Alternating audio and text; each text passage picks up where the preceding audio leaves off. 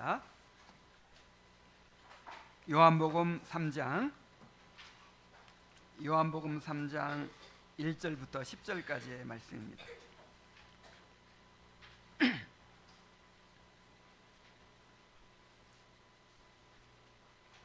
요한복음 3장 1절부터 10절까지를 읽을 때 하나님의 말씀을 들으시기 바랍니다. 그런데 바리새인 중에 니고데모라 하는 사람이 있으니 유대인의 지도자라. 그가 밤에 예수께 와서 이르되 랍비여, 우리가 당신은 하나님께로부터 오신 선생인 줄 아나이다 하매, 하나님이 함께 하시지 아니하시면 당신이 행하시는 이 표적을 아무도 할 수 없음이니이다. 예수께서 대답하여 이르시되 진실로 진실로 내게 이르노니 사람이 거듭나지 아니하면 하나님의 나라를 볼 수 없느니라. 니고데모가 이르되 사람이 늙으면 어떻게 날 수 있사옵나이까? 두 번째 모태에 들어갔다가 나을 수 있사옵나이까? 예수께서 대답하시되 진실로 진실로 내게 이르노니 사람이 물과 성령으로 나지 아니하면 하나님의 나라에 들어갈 수 없느니라. 육으로 난 것은 육이요 영으로 난 것은 영이니 내가 내게 거듭나야 하겠다는 말을 놀랍게 여기지 말라. 바람이 임으로 불매 내가 그 소리는 들어도 어디서 와서 어디로 가는지 알지 못하나니 성령으로 난 사람도 다 그러하니라. 니고데모가 대답하여 이르되 어찌 이러한 일이 있을 수 있나이까? 예수께서 그에게 대답하여 이르시되 너는 이스라엘의 선생으로서 이러한 것들을 알지 못하느냐? 여기까지 하겠습니다. 사람이 왜 거듭나야 합니까? 모든 사람이 영적으로 죽어 있기 때문입니다. 하나님이 아담과 언약을 맺으시면서 선악을 알게 하는 나무의 열매를 먹는 날에는 반드시 죽으리라 이렇게 말씀하셨어요. 자, 그런데 아담이 그 열매를 먹었을 때 죽었습니까? 물론 육체적으로는 나중에 죽었죠. 그러나 먹는 그날 영원히 죽었어요. 생명의 근원이신 하나님과 관계가 끊어졌다는 것입니다. 그 이후로 모든 인간은 영원히 죽은 상태로 태어나게 됩니다. 그리고 잠시 살다가 육체적으로도 죽게 되며 죽은 후에는 영원히 지옥에서 형벌을 받게 됩니다. 바울은 이 사실을 이렇게 요약하고 있습니다. 요한복음 5장 12절 말씀. 그러므로 한 사람으로 말미암아 죄가 세상에 들어오고 죄로 말미암아 사망이 들어왔나니 이와 같이 모든 사람이 죄를 지었으므로 사망이 모든 사람에게 이르렀느니라. 자, 그렇다면 영원히 죽은 상태로 이 땅에서 살아가는 사람들의 삶이 어떠하겠습니까? 자, 물고기가 살아있을 때는 물결을 거슬러 올라가죠. 아무리 세찬 물결도 거슬러서 막 올라갑니다. 그런데 그 물고기가 죽으면 어떻게 될까요? 몸이 부패하게 되고 그 다음에 물결을 따라 흘러갑니다. 그런 것처럼 이 영혼이 죽어있기 때문에 죄로 인해서 힘이 부패한 상태가 되어버려요, 인간이. 그래가지고 죄가 이끄는 대로 그렇게 이끌려갈 수밖에 없습니다. 이것을 에베소서 2장 2절로 3절에서는 이렇게 이야기합니다. 그때 너희는 그 가운데서 행하여 이 세상 풍조를 따르고 공중의 권세 잡은 자를 따랐으니 곧 지금 불순종의 아들들 가운데서 역사하는 영이라. 전에는 우리도 다 그 가운데서 우리 육체의 욕심을 따라 지내며 육체와 마음에 원하는 것을 하여 다른 이들과 같이 본질상 진노의 자녀이었더니. 자, 바울 자신도 거듭나기 전에는 이런 상태에 있었다고 그렇게 자기를 포함시켜서 말하고 있어요. 거듭나지 않으면 아무리 그 사람이 교회를 다닌다고 해도, 아무리 종교적인 열심을 내고 있다고 해도 그 영혼이 부패한 상태에 있기 때문에, 죽어 있기 때문에 이 세상을 풍조를 따를 수밖에 없고, 공중의 권세 잡은 자를 따를 수밖에 없고, 육체와 마음에 원하는 것을 따르며 살 수밖에 없다는 거예요. 그것을 벗어날 수가 없다는 거예요. 자, 이렇게 인간의 영혼은 죽은 상태요, 부패한 상태요, 죄의 지배를 받는 상태에 있습니다. 그래서 모든 사람에게 거듭남이 필요한 것입니다.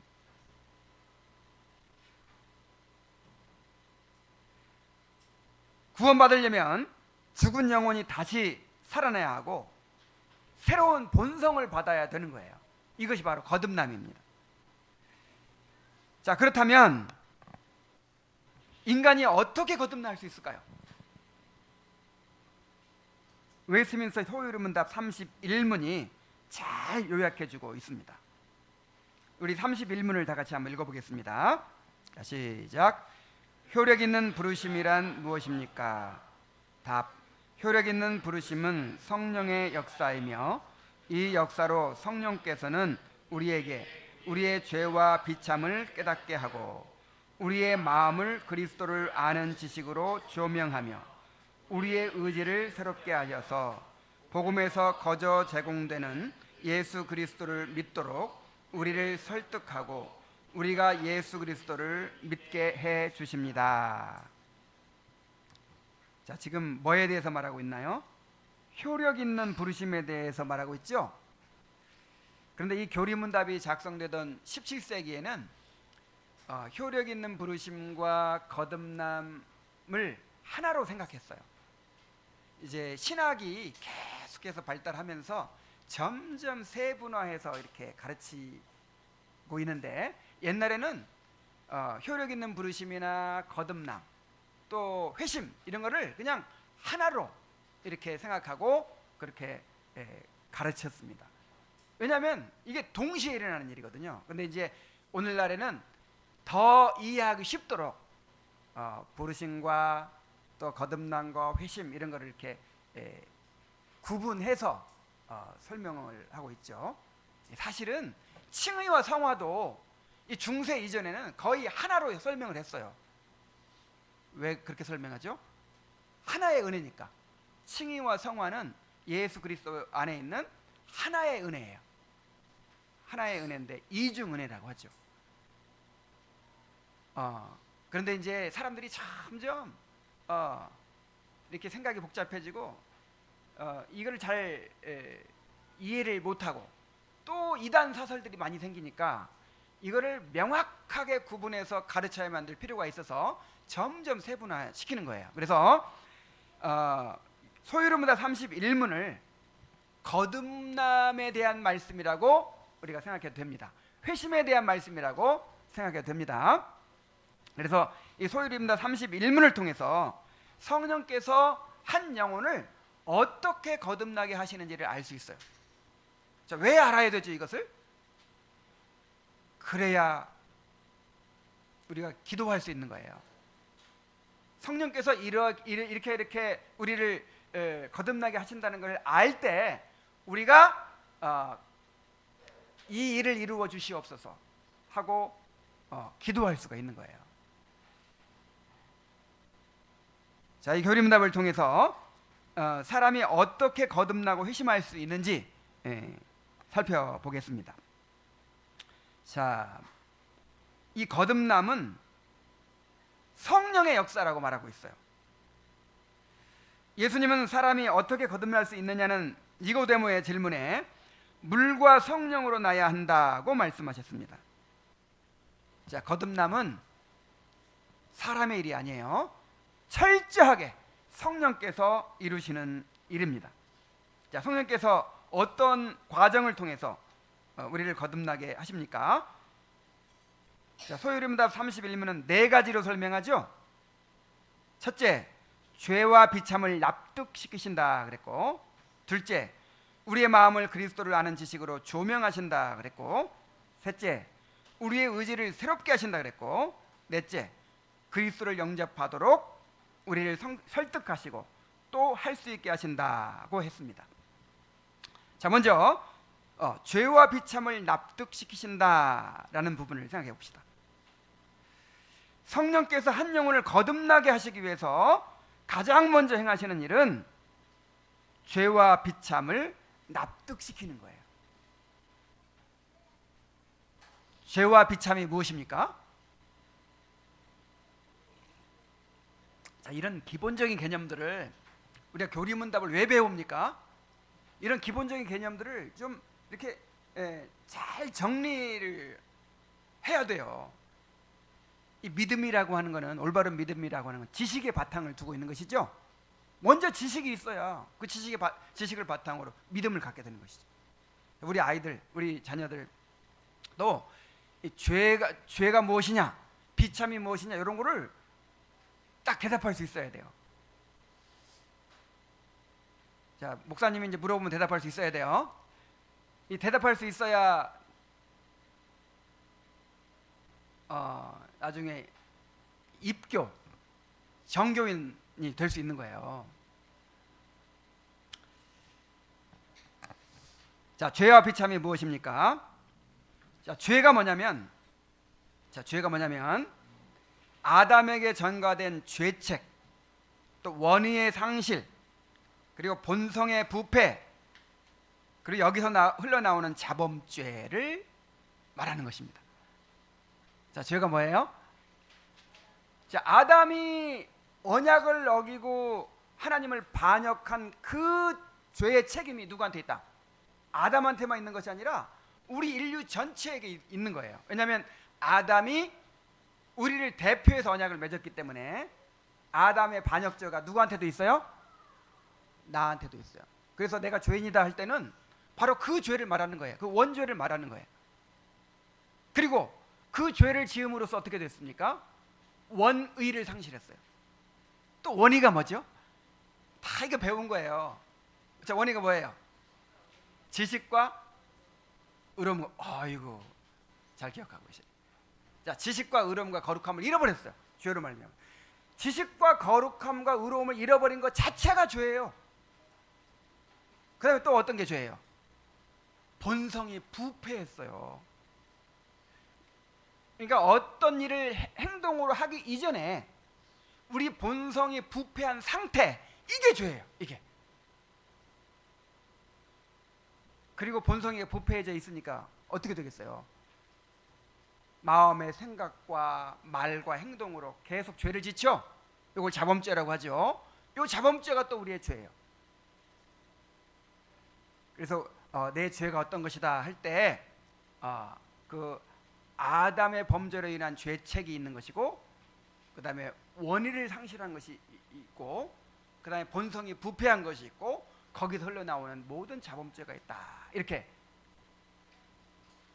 이해하시기 바랍니다. 그럼 비참은 뭐예요? 비참. 자, 비참이라고 하는 것은 말 그대로 비참한 상태죠. 왜 그렇게 인간이 비참한 상태에 있습니까? 일단 하나님과의 교제가 끊어졌다는 사실이 비참한 거예요. 우리 아이들 부모를 잃어버렸다고 생각해 보세요.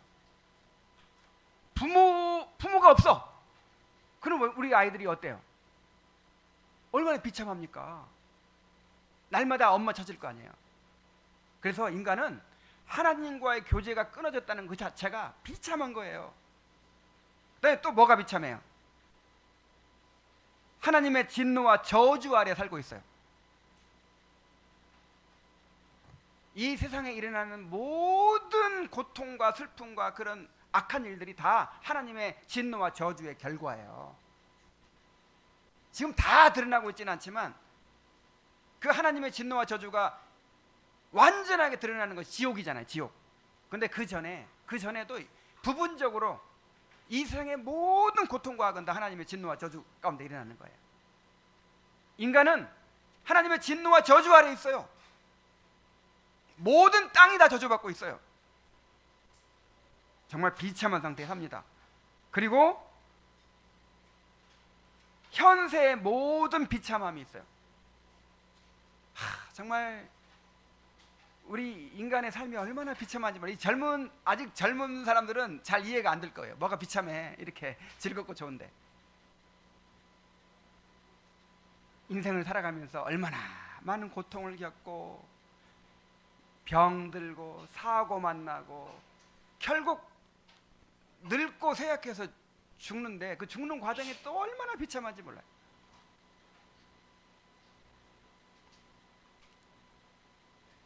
그래서 현세의 모든 비참함과 육체적인 죽음이 비참한 것이고, 그 다음에 궁극적으로는 영원한 지옥의 형벌이 비참한 거예요. 정말 이걸 우리가 알아야 돼요.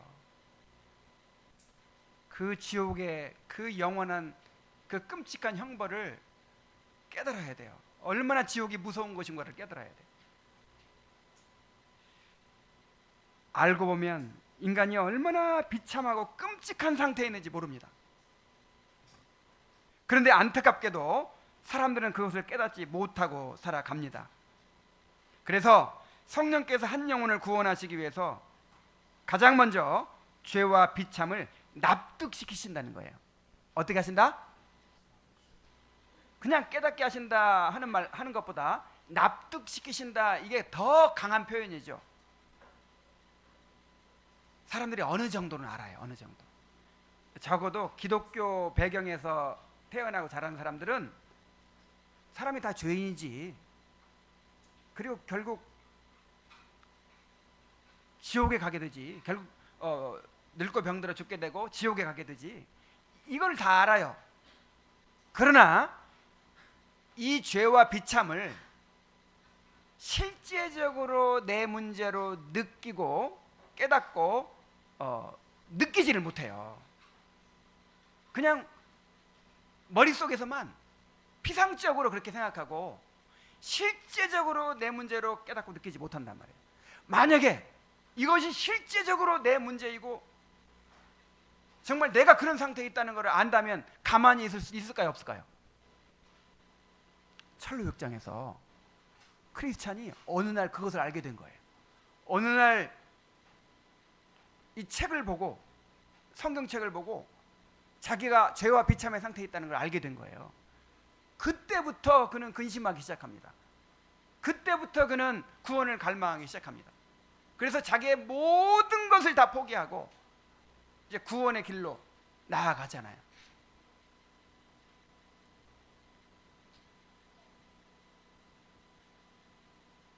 그런데 죄와 비참을 피상적으로만 그렇게 알고 있으니까 그렇게 무감각하게 살아가는 것입니다. 그러므로 성령께서 이 죄와 비참을 납득시켜 주셔야 돼요. 여러분에게 그런 은혜가 있기를 바랍니다. 우리 아이들에게 그런 은혜가 있기를 바랍니다. 이 죄와 비참을 좀 실제적으로 납득시켜 주셔야 돼요. 오순절 성령 강림 후에 베드로의 설교를 들은 사람들에게 이런 일이 일어났습니다. 사도행전 2장 31절에 오면 그들이 이 말을 듣고 마음에 찔려 베드로와 다른 사도들에게 물어 이르되 형제들아 우리가 어찌할꼬 하거늘. 자, 베드로의 설교를 들은 유대인들은 마음에 어떻게 했다? 찔렸다. 그냥 좀 약간 양심에 가책을 느꼈다, 이 정도가 아니에요. 막 칼로 가슴을 막 이렇게 후벼 파는 것처럼 그렇게 고통스러워했다는 거예요. 그래가지고 우리가 어찌할꼬 하고 절규를 했습니다. 자신들이 하나님의 아들을 십자가에 못 박은 장본인들이라는 걸 알게 되면서 자신들이 처한 죄와 비참의 상태를 실제적으로 느끼게 되었고, 이로 인해 말할 수 없는 두려움과 슬픔과 고통에 사로잡혀서 간절히 구원을 갈망하게 되었던 것입니다. 암에 걸린 사람이 살기 위해서는 먼저 그 병의 심각성을 알아야 돼요. 자신의 병이 얼마나 심각한지를 알기 전에는 의사를 찾지도 않고 고통스러운 치료 과정을 받아들이려고도 하지 않고 자신을 병들게 한 잘못된 삶의 습관들을 고치려고도 하지 않을 것입니다. 그래서 병원에서 가장 먼저 하는 일은 검사를 통해서 그 병을 알게 하는 것입니다. 검사 결과를 통해서 자신의 병을 알게 되면 그때에는 누구라도 내가 어찌할꼬 하면서 자신의 병을 고쳐줄 의사를 찾고 그의 모든 처방을 받아들이게 될 것입니다.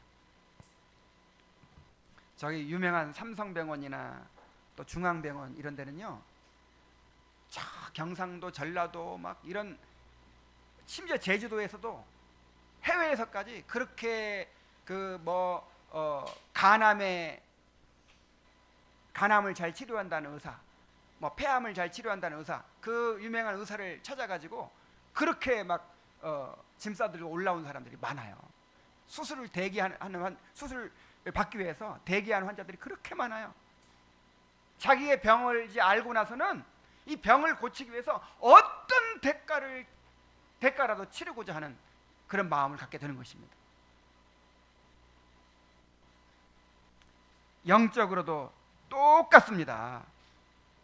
예수님께서 이렇게 말씀하셨어요. 누가복음 5장 31절 32절에 예수께서 대답하여 이르시되 건강한 자에게는 의사가 쓸데없고 병든 자에게라야 쓸데있나니 내가 의인을 부르러 온 것이 아니요 죄인을 불러 회개시키러 왔노라. 자신이 건강하다고 생각하는데 의사가 필요합니까?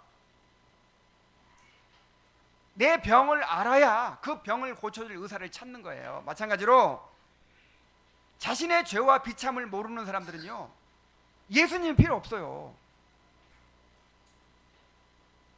내가 교회 나가 주는 것이고 내가 예수 믿어 주는 것이지, 뭐 그렇게 내가 예수님을 간절히 필요로 하지 않아요. 그래서 예수님은 의인을 부르러 온 것이 아니라 죄인을 부르러 왔다고 하십니다. 죄와 비참을 깨닫고 예수님을 필요로 하는 사람을 위하여 오셨다는 것이죠. 이것은요, 여러분, 두고 이제 계속해서 말씀드릴 텐데, 이 죄와 비참을 아는 것은 처음 예수 믿을 때만 필요한 것이 아니고 평생, 우리가 죽을 때까지, 우리의 성화가 완성될 때까지 그렇게 우리가 알아가야 되는 거예요. 왜냐하면 우리의 병이 언제 다 치료되기 때문에. 우리가 죽을 때, 우리가 성화될 때, 성화가 완성될 때 치료되기 때문에 그때까지는 계속적으로 우리의 죄와 비참을 더 깊이 알아가야 되는 것입니다. 그래서 이제 다음 주에도 말씀드릴 것이지만 이게 거듭남의 증거예요. 계속해서 자기의 죄와 비참을 더 깊이 알아가고 있는가? 이게 거듭남의 가장 큰 증거예요. 성령께서 우리의 마음 가운데 역사하셔서 우리의 죄와 비참을 납득시켜 주시기를 바랍니다. 그렇게 기도하시기 바랍니다. 자, 두 번째로 마음을 그리스도를 아는 지식으로 조명하신다 그랬어요.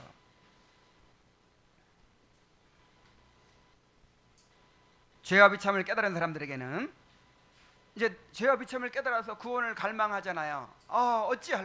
어찌할꼬 하는 상태가 되었을 때 그리스도를 아는 지식으로 마음을 밝혀주신다는 것입니다.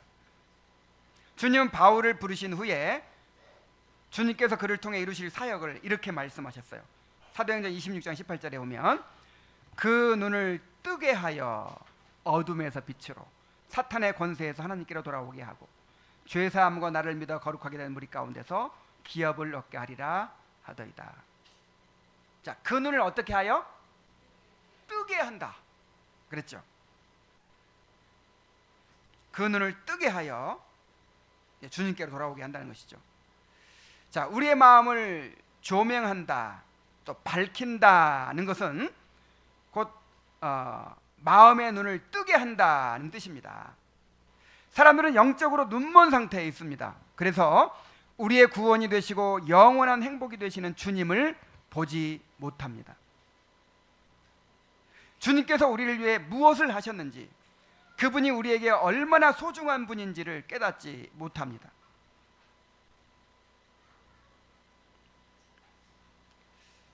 제가 이것이 성령께서 마음을 밝혀주실 때만 알 수 있다는 것을 이야기하기 위해서 그 밀림의 성자 슈바이처의 예를 제가 자주 들죠. 슈바이처는 예수님을 사랑하고 예수님을 존경하고 예수님을 본받기 원했어요.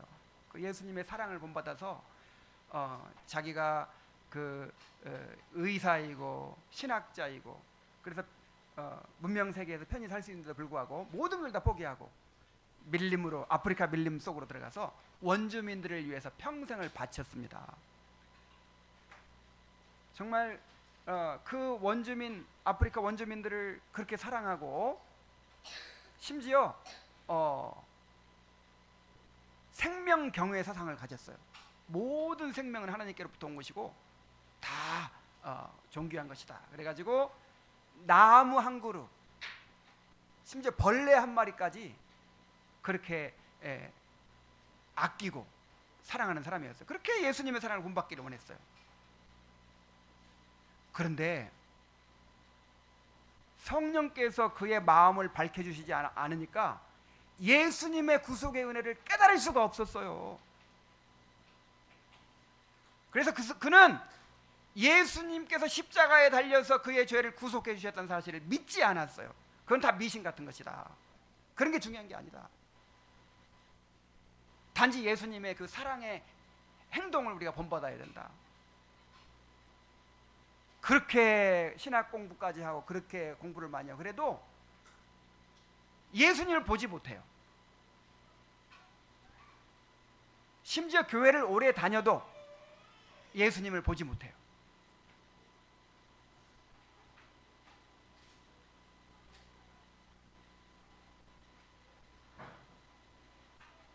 주님께서 우리를 위해 무엇을 하셨는지, 그분이 우리에게 얼마나 소중한 분인지를 깨닫지 못하는 것입니다.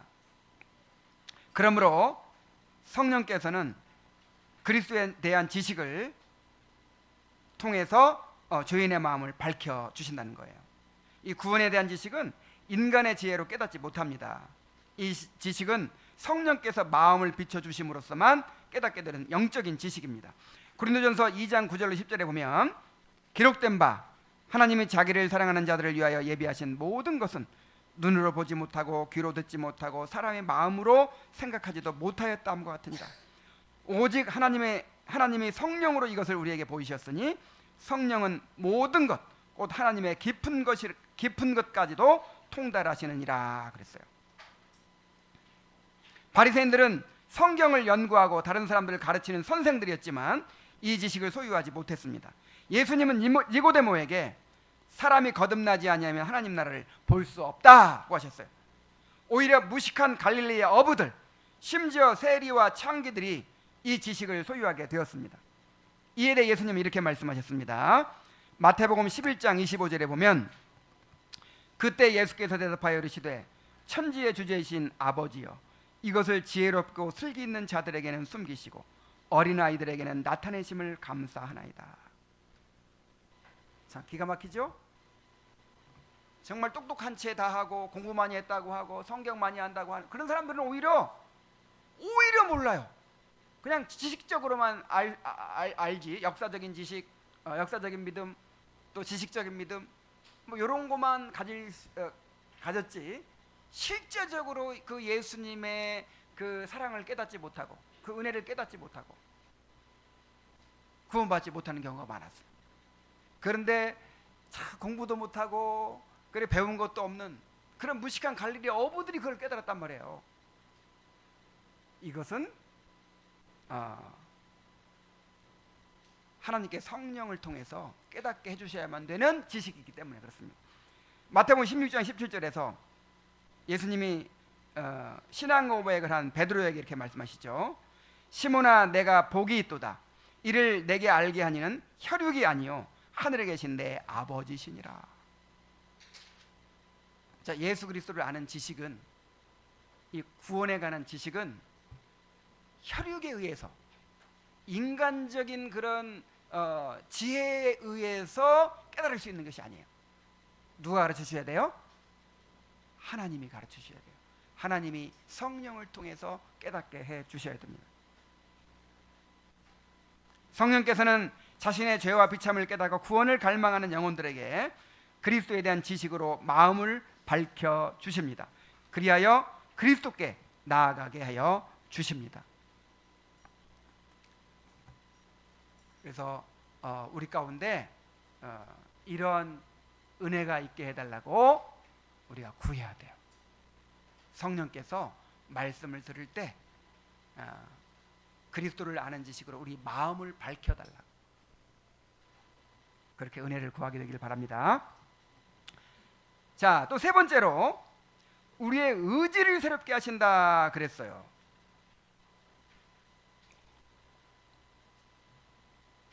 자, 자신의 죄와 비참을 깨닫고 그리스도 안에 있는 구속의 은혜를 깨달은 것만으로는 충분하지 않아요.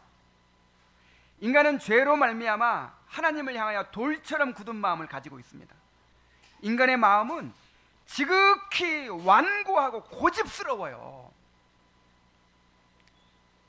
자, 이사야 48장 4절에서 하나님께서 이렇게 말씀하십니다. 내가 알거니와 너는 완고하며 내 목은 쇠의 힘줄이요 내 이마는 노시라 그랬어요. 이야, 정말 여러분 이것을 인정하십니까? 우리 자신이 한번 생각해 보세요. 얼마나 참 목이 곧은 백성입니까? 그럼 이 목의 힘줄이 쇠라는 거예요. 쇠. 이마가 노시래요. 그냥 뻔뻔해가지고 그냥 죽어도 안 변해요. 죽어도 그냥 자기를 안 굽혀요.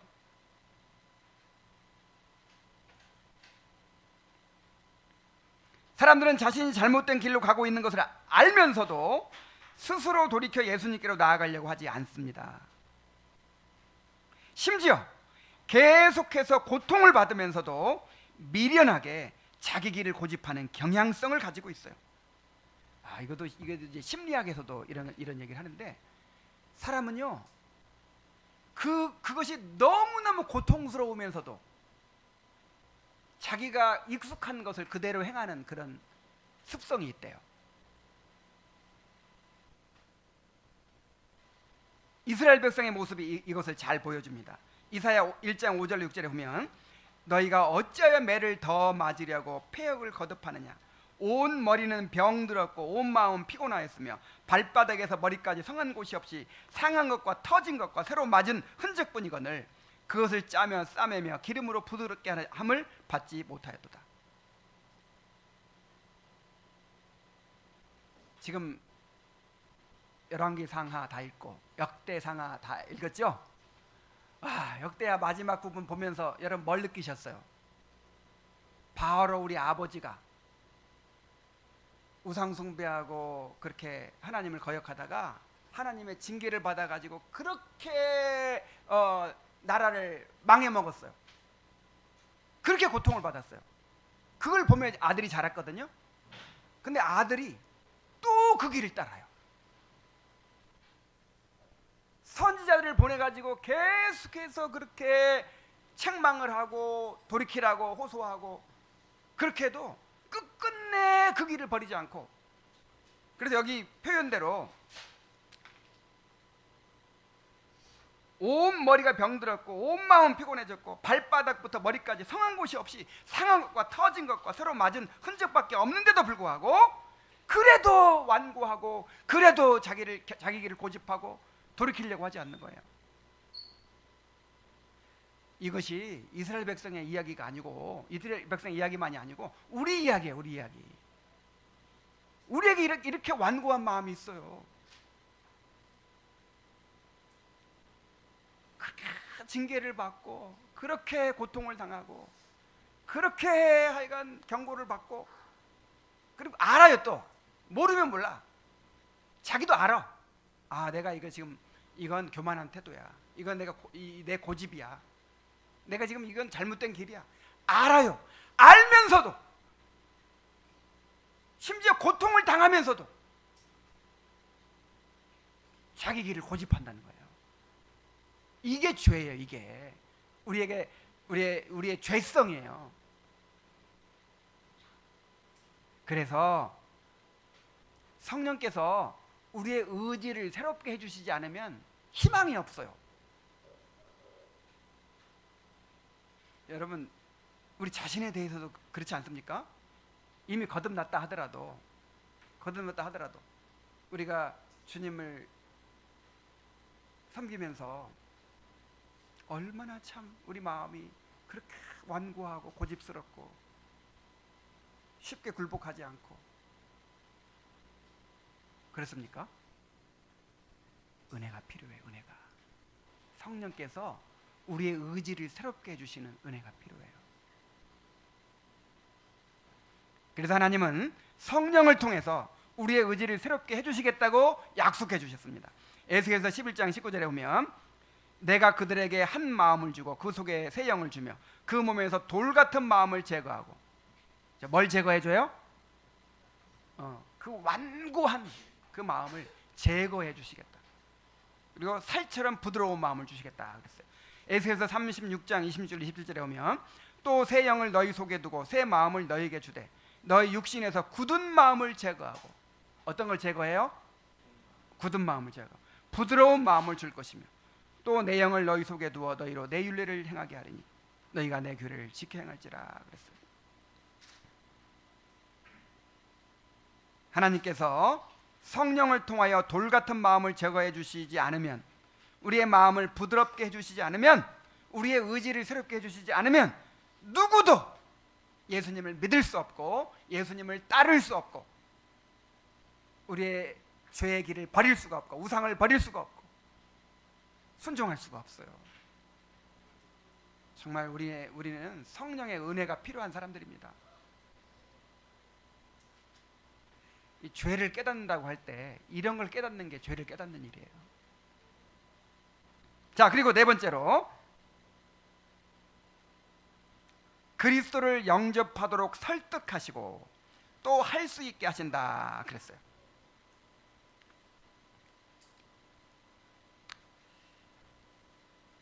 자, 복음에서 우리에게 거저 제공되는 예수를 영접하도록 설득하시고 또 할 수 있게 하신다. 자, 복음에서 우리에게 거저 제공되는 예수라고 표현했습니다. 자, 하나님께서 우리에게 제공해 주시는 게 뭐예요? 자, 뭘 제공해 주신다고? 뭘 제공해 주신다고요? 예수님. 복음에서 우리에게 뭘 주시겠다고 하는 거예요? 복음을 통해서 예수님을 주시겠다는 거예요. 예수님을. 그리스도 자신이 하나님의 선물입니다. 하나님이 우리를 극진히 사랑하셔서 자신의 독생자를 우리에게 내어 주셨습니다. 그러니까 하나님께서 우리에게 주시고자 하는 건 뭐라고요? 그리스도라고. 그리스도. 그러니까 주시고자 하는 게 많겠죠. 모든 걸 다 주시고 싶어 하는데 누구를 통해 주시겠다는 거예요? 그리스도를. 그냥 모든 걸 다 가지고 계신 분이 그리스도니까 그냥 그리스도를 딱 그냥 주시는 거예요. 자, 그리스도가 누구십니까? 그리스도는 하나님의 독생자로서 하나님의 모든 충만한 영광과 권세를 소유하신 분입니다. 그리스도는 무한히 아름답고 사랑스러운 분입니다. 우리가 밖에 나가서 이 자연 만물 가운데서 아름다운 것들을 보죠? 아니면 우리 눈에 모든 아름다운 것들이 있을 때 그게 다 뭐냐면 그리스도의 아름다움의 흔적이에요. 그리스도께서 얼마나 아름다운 분이신지를 이 만물을 통해서 드러내시는 것이거든요.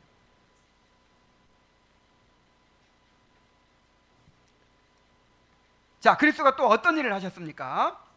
그리스도는 우리와 같은 인간이 되어 오셔서 우리의 구원을 이루셨습니다.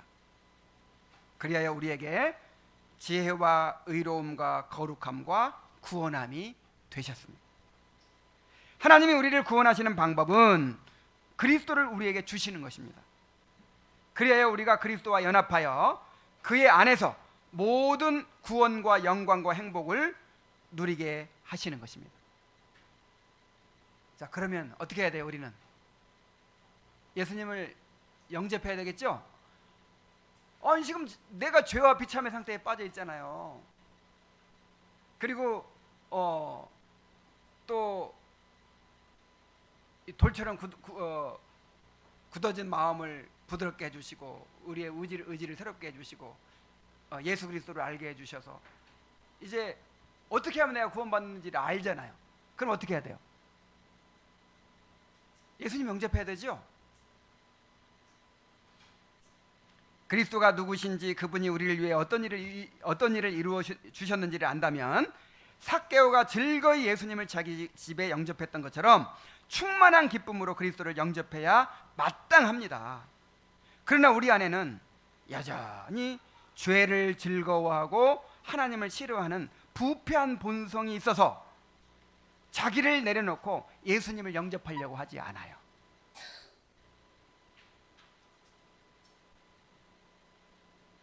아니, 그렇게까지 했는데도 아직도 내려놓고 싶어 하지 않는 거예요. 아직도 자기를 포기하고 싶어 하지 않는 거예요. 아직도 내 마음대로 살고 싶은 거예요. 그래서 그게 옳은지는 알아. 옳은지는 아는데 좀 더 있다가요, 내가 나중에 젊을 때는 마음대로 살고 늙어서 그러면 영접할게요. 지금 마음이 준비되지 않았어요. 좀 더 내 마음대로 살다가 그때 내가 영접하겠어요. 이러고 있단 말이에요, 인간이. 그래서 또 뭐가 필요하냐면 예수님을 영접하도록 설득시킨다는 거예요. 어떻게 하신다? 설득을 시킨다는 거예요.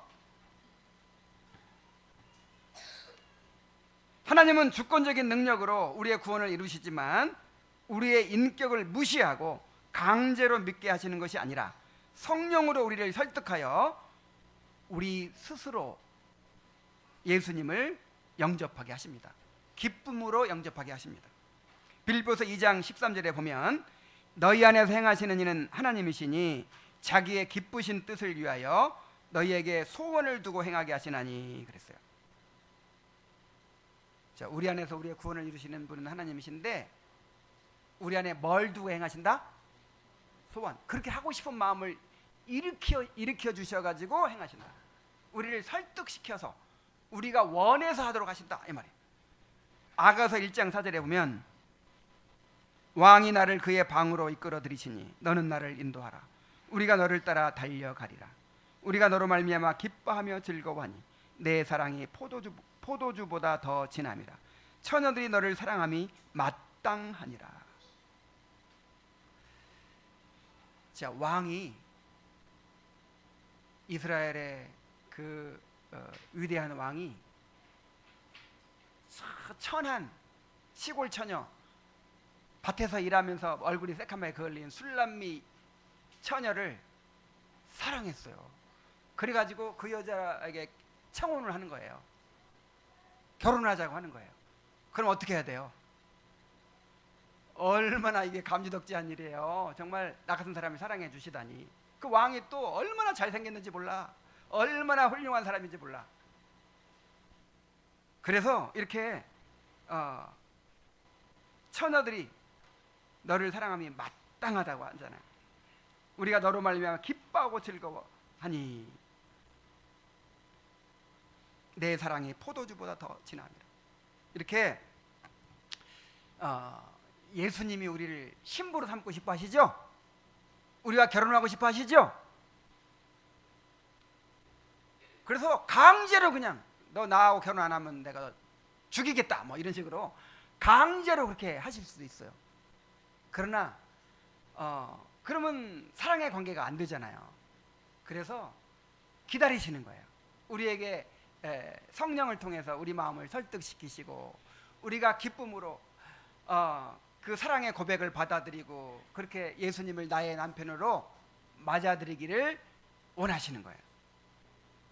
요한계시록 3장 20절에 볼지어다 내가 문 밖에 서서 두드리노니 누구든지 내 음성을 듣고 문을 열면 내가 그에게로 들어가 그로 더불어 먹고 그는 나로 더불어 먹으리라.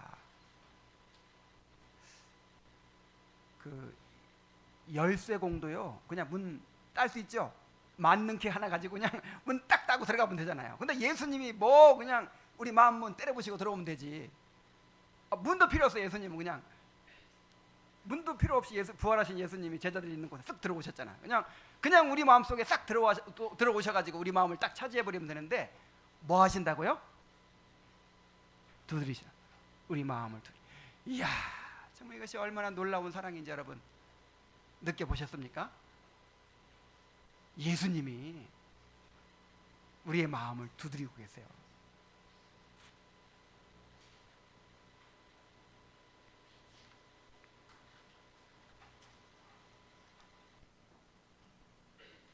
그래서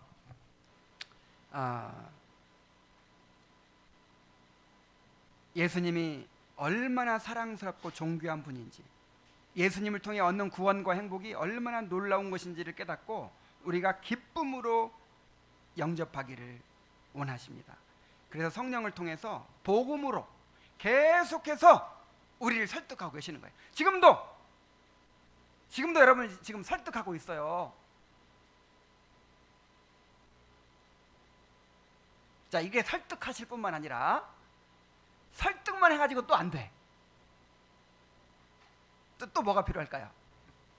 더 나아가서 성령께서는 우리가 예수님을 영접할 수 있게 해주신다는 거예요. 자, 설득해가지고 내가 이제 그러면 내가 예수님 영접해야지 하는 마음이 생겼어. 그런데 그것조차 안 돼. 손 마른 사람들이야. 우리는 다 손을 내밀지를 못해. 그래가지고 enable us, 그것을 할 수 있도록 능력을 주시고 할 수 있게 해주신다는 거예요. 영접할 수 있게 해주신다는 거예요. 자, 이것을 이제 전적 무능, 전적 부패라는 말로 설명하죠. 그러니까 알미니안주의자들은 믿는 것은 내가 할 수 있다, 예수님 영접하는 것은 내가 할 수 있다, 그렇게 얘기를 하죠. 그러나 전적으로 부패하였을 뿐만 아니라 부패하였기 때문에 또 어떻게 됐어요? 전적으로 무능해요. 그래서 예수님을 자기 힘으로 믿지도 못해요. 예수님 영접할 수가 없어요. 그래서 그렇게 믿을 수 있게까지 해주신다는 거예요. 요한복음 6장 44절, 나를 보내시는 아버지께서 이끌지 아니하시면 아무도 내게 올 수 없으니 오는 그를 내가 마지막 날에 다시 살리리라. 하나님께서 이끌어 주셔야 우리가 예수님께로 올 수 있어요. 우리가 예수님을 믿고 구원받게 된 것은 우리 자신의 힘과 의지로 된 것이 아닙니다. 한 사람이 예수님을 믿게 되는 것은 하나님이 크신 능력으로 역사하신 결과예요. 에베소서 1장 19절에 보면 그의 힘의 위력으로 역사하심을 따라 믿는 우리에게 베푸신 능력의 지극히 크심이 어떠한 것을 너희로 알게 하시기를 구하노라. 참 여러분, 하나님의 창조의 능력이 놀랍죠? 하나님의 창조의 능력이 놀랍죠? 그런데 구원은 재창조예요. 재창조. 여러분, 첫 창조가 더 놀라운 능력입니까? 아니면 재창조가 더 놀라운 능력입니까? 재창조의 역사예요.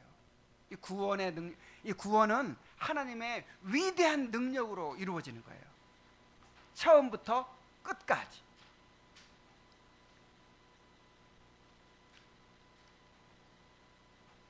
성령은 죄와 비참을 납득시키시고 예수 그리스도에 대한 지식으로 마음을 밝혀주시며 우리의 의지를 새롭게 하시고 그리스도를 영접하도록 설득하시고 또 할 수 있게 하심으로써 영혼이 거듭나게 하십니다. 회심하게 하십니다. 이 일은 우리 영혼 안에서 일어나는 정말 신비한 일이에요. 이 일들은 반드시 차례로 일어나는 것도 아닙니다. 짧은 시간에 이 모든 일이 동시에 일어나게 될 수도 있고 오랜 세월에 걸쳐서 점차적으로 드러나게 될 수도 있어요. 어쨌든 각 사람이 거듭나고 회심하는 양상은 다 다를 수 있지만 이러한 요소들이 포함되어 있다, 이것입니다. 성령의 놀라운 능력으로 이렇게 우리 안에서 거듭나게 하시고 회심하게 하시는 역사가 일어난다는 거예요. 성령께서 이러한 거듭남과 또 회심을 이루실 때 사용하시는 수단이 있어요.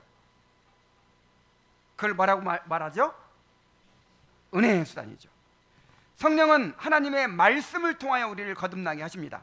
자, 베드로전서 1장 23절을 함께 읽어보겠습니다. 시작.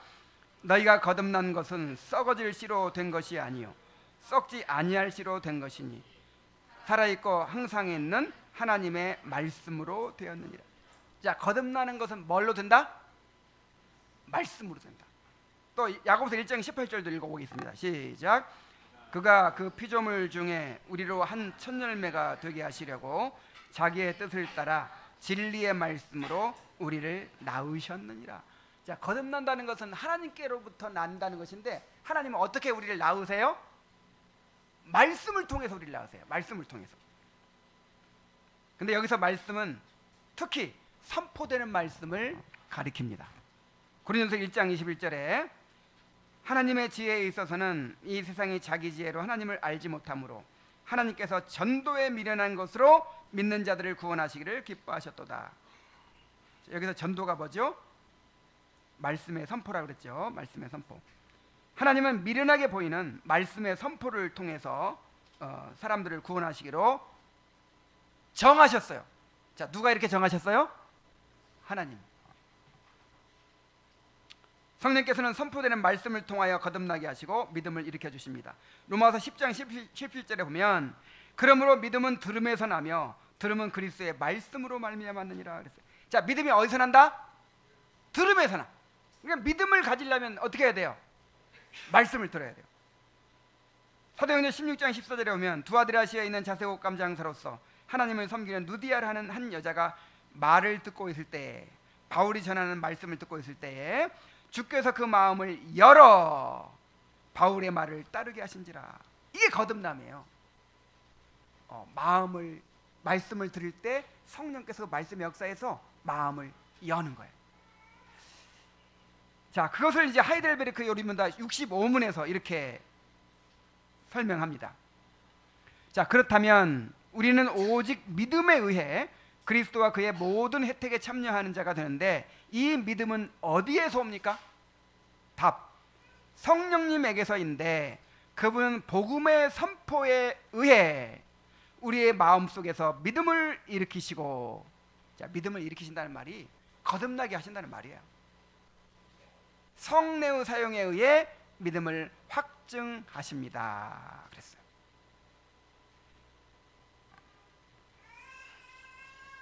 그러므로 우리는 선포되는 말씀 가운데서 성령께서 역사하셔서 영혼이 거듭나게 해주시고 그 영혼 안에 믿음을 일으켜 주시도록 은혜를 구해야 합니다. 이제 말씀을 맺겠습니다. 거듭남은 철저하게 성령의 역사로 이루어집니다. 아이가 스스로의 힘과 의지로 태어날 수 없고 엄마가 해산의 수고를 통해서 낳아주어야 하는 것처럼 거듭남도 성령께서 이루어 주셔야 합니다.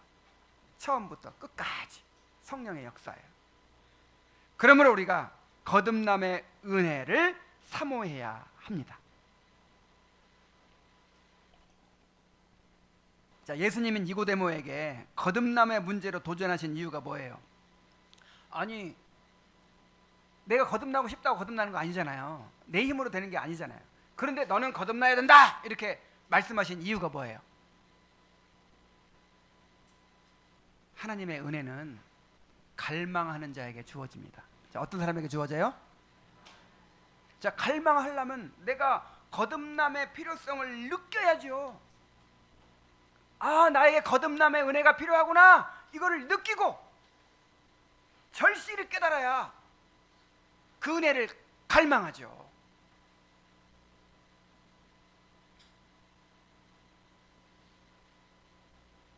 하나님은 갈망하는 자에게 은혜를 주십니다. 아직 거듭나지 못한 영혼들이 거듭나게 되기를 갈망해야 합니다. 이미 거듭난 영혼들이 거듭남이 확실해지도록 갈망해야 합니다.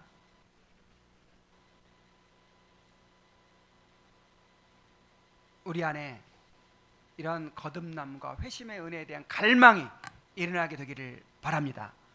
우리 자신만이 아니라 다른 사람들을 위해서, 우리 자녀들을 위해서 이 은혜를 간절히 구하게 되기를 바랍니다. 이제 다음 주에는 더 구체적으로 우리의 거듭남을 위해서 어떻게 은혜를 구해야 할지를 살펴보도록 하겠습니다. 기도하겠습니다.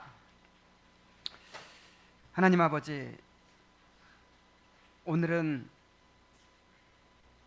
거듭남이 어떻게 이루어지는지에 대해서 우리가 살펴보았습니다.